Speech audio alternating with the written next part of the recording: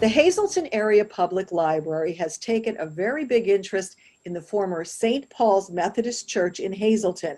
In fact, the church is located right next to the library, and the library purchased it at a tax sale. Our board made the purchase at a tax sale last year after the property had been vacant several years. There was an absentee landlord. The building had fallen into some disrepair. We had break-ins and some trouble back there, and it was bothersome for the library. You know, we worried about our own property because of something that could possibly happen so close to us. The buildings are actually very close in the back. And we worried about the safety of our building and the integrity of it. We didn't like the criminal element that would happen back there. That was also a concern. So the board bought it primarily out of protection for the library, just to kind of control the building's destiny. We were afraid it would either go to another absentee landlord or just remain vacant for an extended period of time. So the board made a purchase at the tax sale without a plan for expansion of the library, but it was just primarily out of protection and to give the community an opportunity to possibly renovate or repurpose the structure. Now, this is a gorgeous building, a beautiful piece of history in our area. It is truly a beautiful building.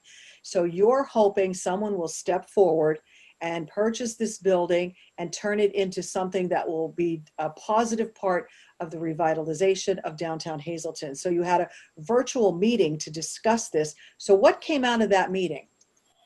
We had the virtual meeting and we talked about the fact that we've seen a lot of development in downtown. We see buildings that are at 75 to 100% occupancy, the office buildings. We talked about the need for housing in our community, and we realized this is a property that could be used that fits the plan of downtown Hazleton. Krista Schneider was here and talked about the 5-year strategic plan that we had for downtown Hazleton and the arts and the innovation district, entrepreneurship.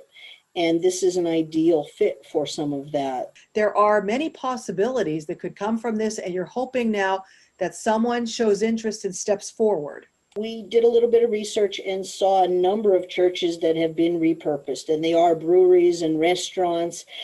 We saw an imaging center for healthcare. We saw an active adult center, almost like a daycare for Alzheimer's patients, and some beautiful things. An office in New Jersey for Audible audiobooks. Their office in New Jersey is beautiful, how they redid this church.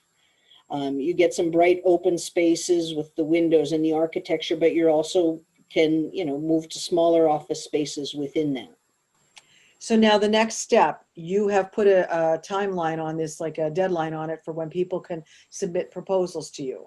We asked for proposals to be submitted to the library by November 20th. We're looking for someone in the community with like a proven track record that they can take a project like this and see it through. We're looking for someone with the financial means to do that as well. There are grants out there, and some of the more experienced developers will know, where to reach out, but there will also be community assistance for them, helping them get grants. We all want each other to succeed. There's definitely a goal in that for downtown, and there's a great spirit of cooperation. If someone watching this is interested, do they contact you? What do they do? They can reach out to me. We can share a copy of our informational meeting. We have it recorded. I can send out a link to it. We have a website that shows a little bit of information about St. Paul's. It's www.stpaulproject.com. And I have a brochure we can also mail out that has the information on it. So if they get in touch with me, we'll set them up with all the information they need. Well, I think it's great that you're trying to preserve this beautiful piece of our history. I mean, a really irreplaceable structure that could become one of the focal points of downtown Hazleton. So good luck. I hope someone does step forward, and I hope you have a great, beautiful neighbor right next to the Hazleton Area Public Library. Thank you very much, Lisa. We miss having the neighborhood active and vibrant. We had a school across from us. We had a church. So we were used to a little bit more activity in the neighborhood. So we would love to have some good neighbors again.